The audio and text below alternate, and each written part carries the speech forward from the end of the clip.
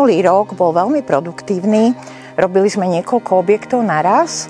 Jedným z objektov, ktorý bol podľa statického pasportu taký najkritickejší, lebo vlastne ohrozoval životy ľudí, ktorí tu prechádzajú okolo, turistov, cyklistov, rodinky s deťmi, bol oporný pilier Severnej hradby. Ten bol v takom dezolátnom stave, kamene z neho proste svojvoľne vypadávali, že samotná statička, keď prišla na obhliadku, tak stála radšej tak obďaleč, že ja sa pod to nepostavím. Okrem toho minulý rok sme rozbehli rovnako stabilizáciu nebezpečnej západnej hradby so strielňou.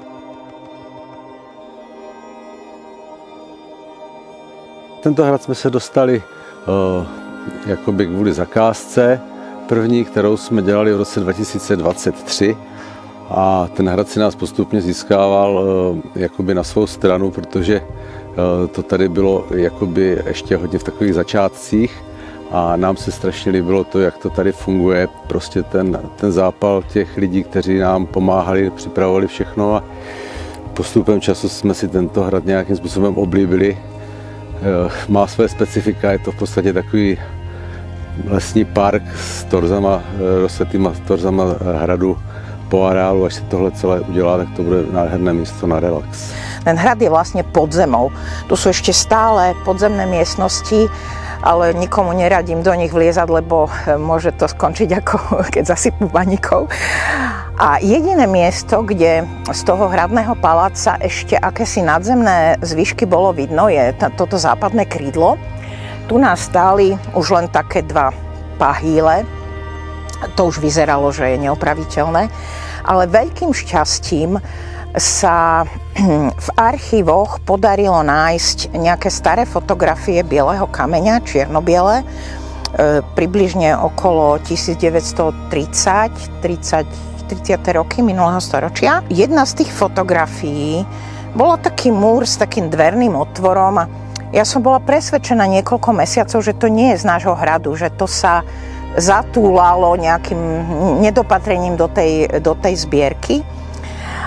Ale ako som toľko chodila po hrade, tak som si zrazu uvedomila, že predsa len je to z nášho hradu a to bolo toto miesto.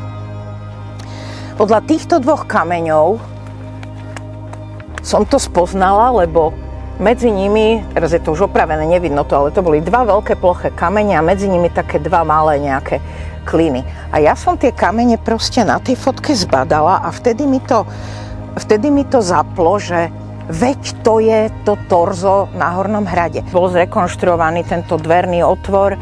Je to takmer novostavba, pretože tie pôvodné torza sú kdesi hlboko vnútri ukryté, obstavané proste novým múrivom, ale je to verná rekonštrukcia pôvodného stavu.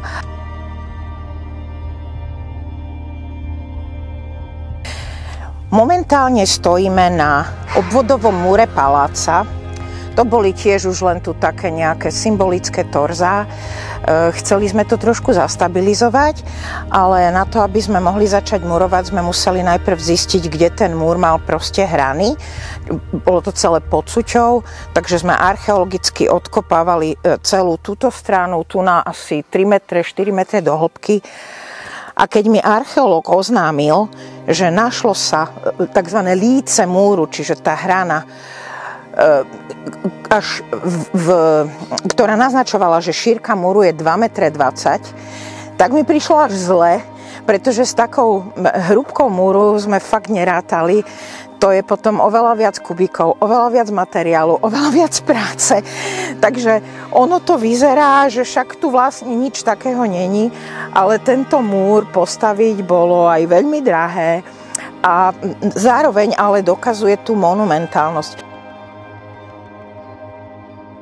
Ja som sa k tomu dostal tak nejak ako slepý k husliam, že som chcel pomôcť. Proste tu sa vznikla skupina ľudí, občianske združenie, ktoré to tu začalo opravovať ten rozpadujúci sa hrad. Mne to pripadalo také zaujímavé, že potrebujú pomoc, tak som mi pomohol. No a postupne, ak som sem chodil, tak ma ten hrad tak nejak vtiahol.